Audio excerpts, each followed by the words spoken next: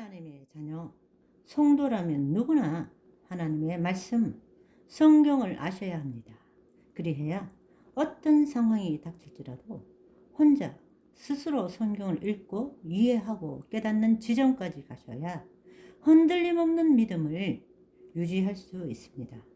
말씀 위에 굳건하게 든든히 서게 되면 어떤 시험이 와도 말씀으로 성령의 능력으로 이겨내고 어떤 은사나 환상, 꿈, 음성이 들릴 때 하나님께로 온 성령의 역사인지 내 속에 잠재된 그냥 나의 생각인지 분별할 수 있습니다.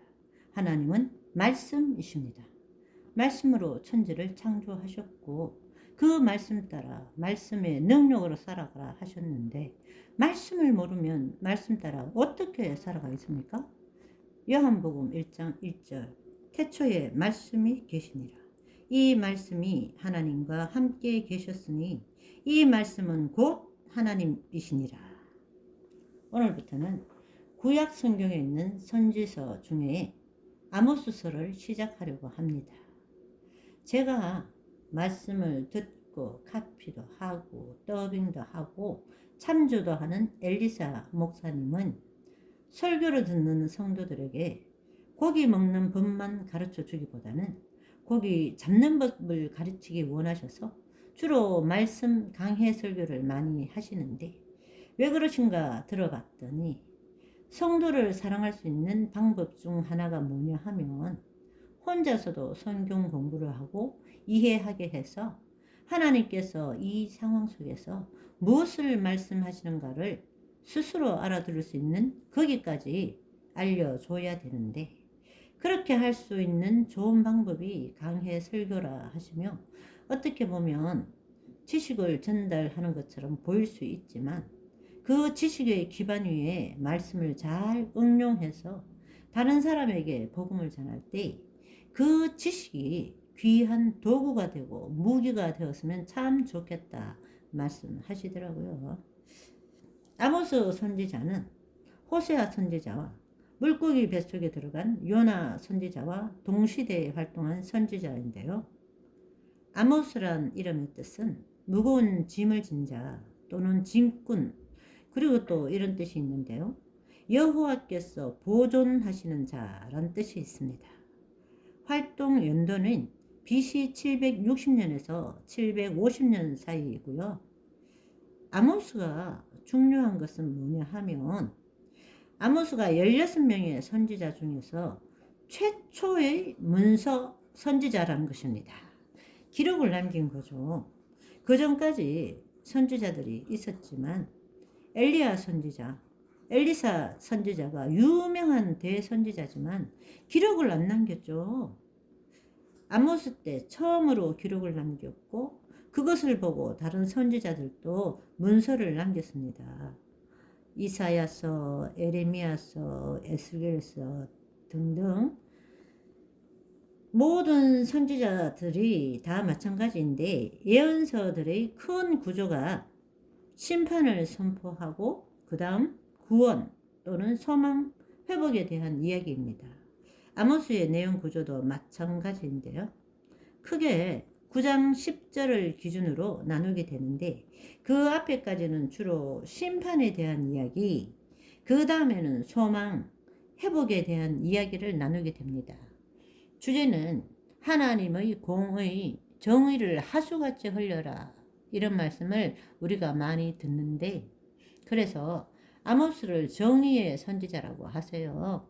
그런데 사실 핵심 구절은 이스라엘아 네 하나님 만나기를 준비하라. 이 말씀이 아모스서에서 가장 중요한 문구입니다.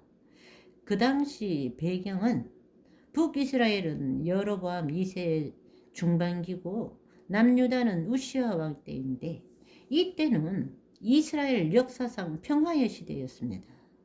외세의 침범이 별로 없던 시대에 그 당시 북이스라엘을 계속 괴롭혀왔던 나라들이 그 위에 있던 아수르의 힘 때문에 자주 못 쳐들어오고 또 아수르는 아수르대로 그 옆에 어떤 야만 민족이 있었는데 그 민족이 자꾸 강성해지니까 그것 때문에 미처 이스라엘 쪽으로는 신경을 못 썼어. 그러니까 어부지리로 평화했던 시기였죠. 그 틈을 타서 잠깐 번영하고 평화를 누렸던 그 시기에 아모스 선지자가 등장을 합니다. 항상 번영이 있으면 그랬듯이 공신들이 땅을 불법 매매하고 땅을 차지하고 부정부패, 원래 율법에는 땅을 사고 파는 것이 불법입니다. 그 당시가 오늘날 우리 시대처럼 돈만 추구하던 황금 만능주의 시대였죠. 남유다와 북이스라엘로 나누어진 시대 중 가장 번성했던 시대가 여로보암 2세와 남유다 우시야 시대였습니다. 그래서 국경선이 과거 솔로몬의 영토까지 거의 회복됐습니다.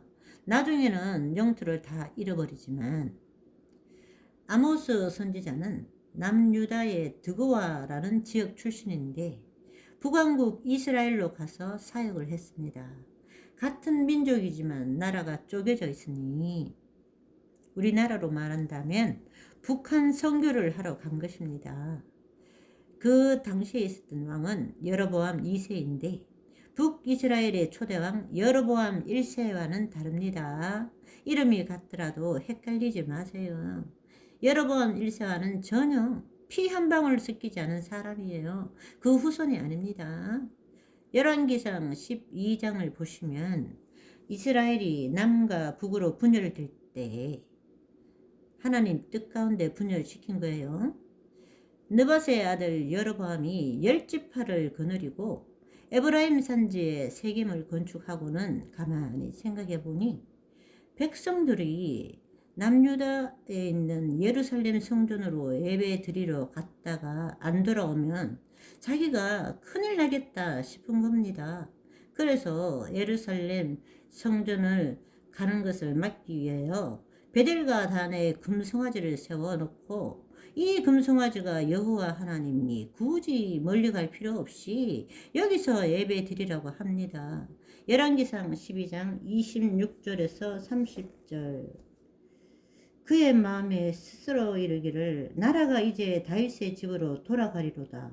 만일 이 백성이 예루살렘에 있는 야훼의 성전에 제사를 드리고자 하여 올라가면 이 백성의 마음이 유다 왕이 된 그들의 주 르호보암에게로 돌아가서 나를 죽이고 유대의 왕 르호보암에게로 돌아가리로다 하고 이에 계획하고 두 금송아지를 만들고 무리에게 말하기를 너희가 다시는 예루살렘에 올라갈 것이 없도다.